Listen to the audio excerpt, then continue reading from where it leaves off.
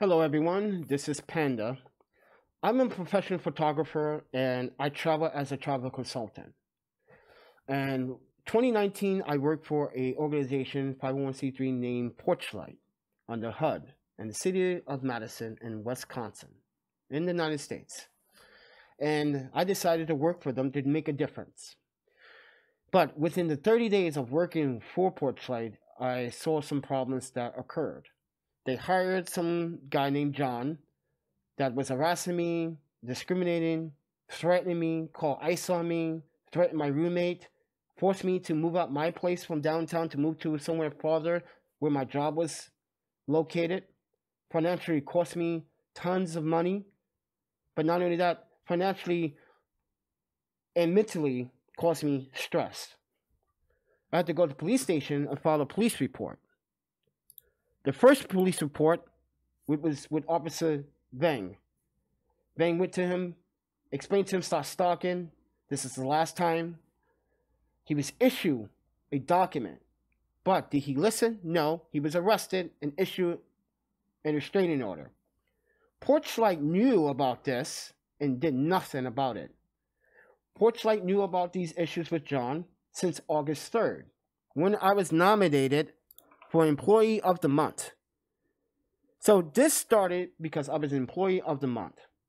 He got upset because he thought he was doing such a good job, but he just got there within the 2 weeks. But not only that, he was being a really annoying individual, asking for cigarettes, asking for things. When people said no, he got upset. So what happened was, one day I was in the office talking with my friend Tech about the Halloween party that we were going to do in October. And it was about to open up the facility, 5:30, right? And I told my friend, okay, I need to stop monkeying around. I need to get back to work. And he comes in the office and says, how dare you call yourself a monkey? I was like, dude, stop taking things out of context. Please stay out of my business. This is professional business. All right? This is between me, my friend, and the client that we're going to do the Halloween party for.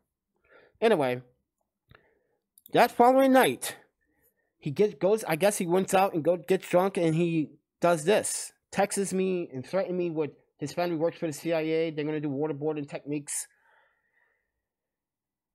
And as you can see, that was one of the text messages. Then the next night, he does this. No one has any idea what this is about until this day. Keep in mind, he lied to HR and said that I call clients monkey. But it's gone now. Fast forward a little bit. It's October. Nothing's been done. He's been threatening me. He's been stalking me. He's been following me home. He's been doing a lot of crazy things. And Porchlight is aware of this. And they refuse to listen. Even my director of the shelter at the facility knew about this. So, he calls ICE on me. He literally called ICE on me. They showed up at 4:30 at my job. Because he told them I will be there around 4:30, 5 o'clock. I had to explain to them and show them both passport credentials. Like, this guy is something mentally wrong. That's why I'm about to file an EEOC. And when they said, oh, yeah, then do it that way. It just kept going on. And that's when I got fed up and filed my EEOC. And then I told staff, I told HR, did HR do anything about it at the time? No, they did not. They refused to do anything about it at the time because they need more evidence. And then when I was issued, now fast forward, John has been suspended and terminated as of October 25th. This is the day that I left for New York. They hadn't happened to do this on the day that I was leaving for New York for the week. Why did Porchlight decide to wait the last minute to question me about things that were going on in the shelter? I felt that was suspicious, so I just gave them answers that they wanted to hear. I left, came back. This is what happened next. I was given a survey to fill out. You see this? This server here is a copy, because I have the original, but this is a copy because I faxed it to myself, copy it. But anyway, explaining to all the discrimination and problems at the shelter. Was this presented to HR? No. My director threw it away and hid it.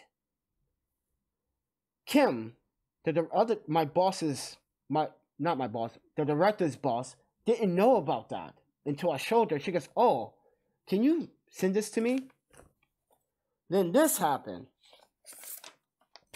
On the 15th, my director tried to throw me under the bus, tried to say that I wrote a ban to a person that was already banned for intoxication and threatening, calling people the N-word, which never happened. So I end up finding this document in here, which is right here, in the incident reports. Lance Klaus incident report. So he was wrong for that. Then threw me on the bus for the John incident. This is about the monkey thing. HR at the time, Daniel Barnes, didn't have any evidence. He just speculated, he said, based on word of mouth. He said, some people have heard you maybe say once. Once! Exactly. But why are you repeatedly on this document keep saying that I'm calling guest monkey? None of the guests said anything and told you no, he did not. But you didn't want to believe the guests, so you believed the staff. Because you guys were trying to find a way to fire me. Okay? So, this is the policy and procedure for Porchlight. You see this? These are policies and procedures. Alright. When I was doing intake, individuals would come in, I do the IRR, the assessment, ask them what kind of services they need. Our policy procedure says to do the job right so we can account how many people are homeless for the census, right? Turns out, everything I did right to staff is wrong. This guy Jim in January threatened me because he threatened a blind man. Him and this blind individual, Lionel Lewis, were going at it. Lionel Lewis said, "I can't see." Let me explain. Jim refused to feed this man dinner or breakfast. I have to literally come down when I was living downtown or living in Middleton, come down there and make sure that he gets fed. Because he can't see. He's blind in one eye and partially blind in another, and is recently will be going for surgery at that time. The shelter manager at the time kept calling this guy fake, fake, fake, but as you can read this, he called me a rat. Every staff member, except of Willie and Glenn, which is a case manager, and Willie's a shelter manager, never had problems with those two. Everyone else kept calling me a narc, a rat, a snitch for the government. So I kept writing incident reports. Not only that, Juan Rodriguez, Spanish individual that was hired by Porchlight, was supposed to be the Spanish translator, couldn't take the job because they were discriminating against him. I still have his number. Kayla is another monk woman that got the job to do night shifts, and the director started discriminating her against what she was wearing. Mind you, this is Wisconsin. In Wisconsin, people wear leggings and football jerseys all the time. He wears football jerseys every day. But apparently she's wearing the wrong jersey. So he started telling her she needed to dress better than that. No leggings. You can't see anything. It's her right to dress the way she feels comfortable. And obviously these guys were not even worried about her. But no, you kept picking on her, and so she quit. I still have her number. So, yeah, they thought that there was a lot of discrimination at Porchlight. And this is why the monk community don't trust Porchlight. In Madison, Wisconsin, some of the monk community, if things go south among the monk community in Madison, they don't go to Porchlight. They do it themselves. They take care of their own community. Can Porchlight say the same? No. But obviously, if you look at my history on my YouTube channel, you can see an archive of videos. of the discrimination that's been going on for 11 months at Porchlight. So, and there's tons of emails, but what I'm upset about is my attorney. This is why I wanted to hire my own legal counsel, not someone from the EEOC, because they just made a decision for me without even clarifying with me. I asked for the 18th. Counsel for Porchlight should have read that email 6 days ago. Here we go. 13th of August, when I set the date, August 18th. She contacts me on the 17th, Monday, and says, oh, my client advised me on Friday they would have 2 persons present, meaning someone that is working there. Well, I'm going to have Officer Vega on the phone, Juan Rodriguez, Kayla. I'm going to have some people from the city on the phone. I'm going to have my friend. Hopefully, I can get her on the phone too. Yeah, I want you to say these things happen at Porchlight. Please do. Because obviously, these attorneys that are issued to us, I'm sorry to say, but Robert, you could have contacted me first. Would have been more appropriate. And for the counsel for Porchlight, I think counsel was ready. Like I said, Porchlight is the one that wasn't ready. That's how Porchlight works. I've been working for them for, what, 10, 11 months? I know they never was and never will be prepared for any of the DIS meetings or meetings in particular. People never show up. When people say it's mandatory, only 4 people show up out of, what, 15 staff members at the facility? As I said, it's Porchlight. It's not Porchlight's counsel that's not prepared. It's Porchlight. They're trying to find any little discrepancy that I did wrong. You can't, because if you did, you would have done so a long time ago. But as I wanted to keep you guys up to date, my EEOC is not going so well. They keep changing dates, and I'm gonna keep making these videos so you guys be aware. If you're ever in Madison, Wisconsin, you're a homeless man, be aware, or homeless woman, or homeless individual, and you want to get housing with Porchlight, your best bet is to try to find a case manager that is willing to help you out, because the staff there at Porchlight are not going to really help you out, especially you single men out there that have to go to the men's facility. Be aware that not everyone at that facility is in your favor. I worked there for 11 months. I try to do a service to the city of Madison and to the community, and I wasn't able to complete that because I love what I did. I did a job that was entitled for me to communicate with a community that no one cares about anymore, or they only care about when they want to look good and want to give out. People need love. People need someone to care for. These are grown men. I know they're adults, but there are some adults that were in there, financial problems, not even drug related, not alcohol related, not criminal related, just financially. There were a few guys in there financially got hit hard and trying to get back on their feet. They wanted to stay away from the drugs and the bullshit crap that was going on. And some of them did, but Madison has his fair shares of discrimination too. So keep that in mind. So I wanted to share this experience with you because I wanted to share the update that I'm in Portland, Oregon. Still, I'm not sure what's going on with the Canadian government. I decided to send them a notification to let them know that I don't think I want to be employed at this time because, I'm wasting money on a place that I'm not even living in right now, and it's just wasting my money and my savings. So I need your guys' help. If you guys want to support the channel and support what I do here, please do so. Subscribe, like. I got affiliate links to Amazon. If you need to buy anything that's in this video, it's in the descriptions. But there's also a Vimeo and a PayPal. So if you guys can really show some love here, because this is financially, all the court cases and for the hiring people are really financially going to cost me money.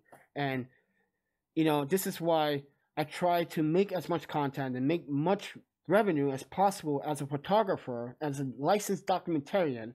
I try to emphasize never turn your back on anyone. Never be afraid to speak up and never be afraid to stand your ground, because this is what Porchlight wants. They want you to step down. They want you to feel intimidated. I'm not that person.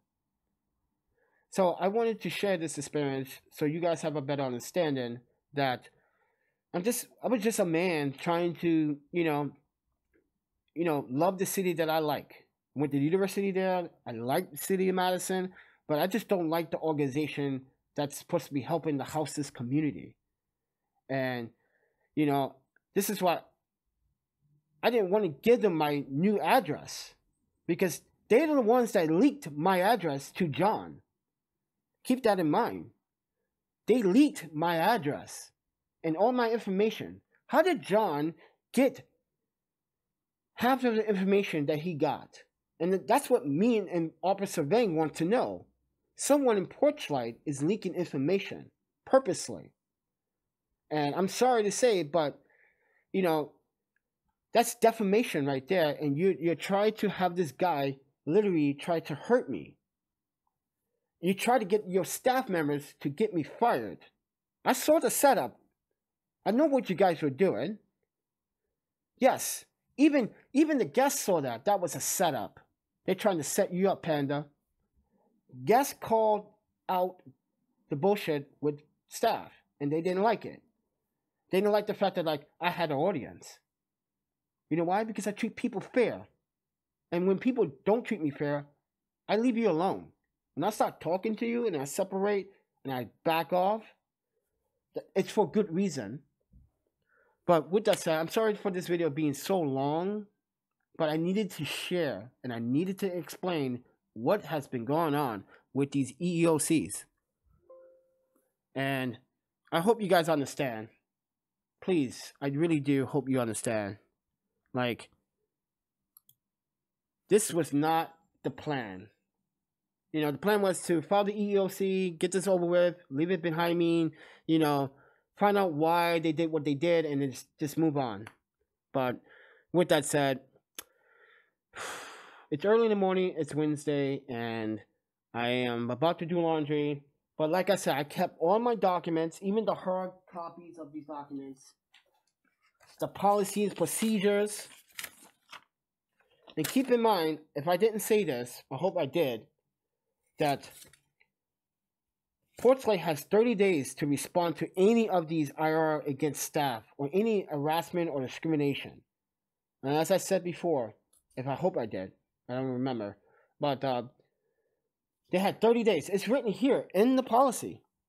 You have 30 days. John, it took more than 90 days to deal with that situation.